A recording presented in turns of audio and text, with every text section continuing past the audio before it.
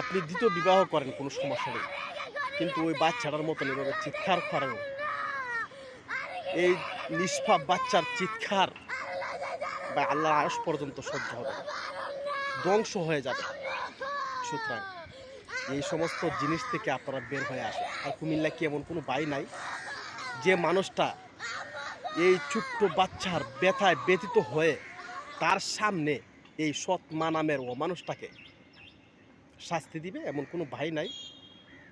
আমি সহ্য করতে পারতেছি না। যে সময় ফেসবুকের মধ্যে ঢুকি তখনই এই মেয়ের কান্নার আওয়াজটা যখন আসে চোখ দ্বারা পানি পড়ে। আমার চোখ দ্বারা পানি পড়ছে, সহ্য করতে পারছি না যে আমারও একটা মেয়ে আছে, আমার আল্লাহ একটা বাচ্চা দিয়েছে। সহ্য করার মতো না যে বাচ্চারা যেভাবে চিৎকার করে, মা আমাকে নিয়ে যাও। কবরের পাশে একটা মেয়ে, ছোট্ট বাচ্চার নির্যাতনটা কি বুঝি? ছোট্ট ছোট্ট বাচ্চারাকে আপনি যখনই মারবেন তখনই কিছু সময় স্মরণ রাখবে, পরবর্তীতে মুহূর্তের মধ্যে সে ভুলে যায়।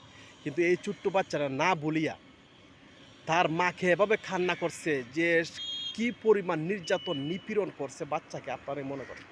বুঝে নেন কী পরিমাণ নির্যাতন করলে একটা ছোট্ট বাচ্চা তার মায়ের কাছে গিয়ে নালিশ দেয় যে আমাকে নিয়ে যাও। আমরা কবে মানুষ হব?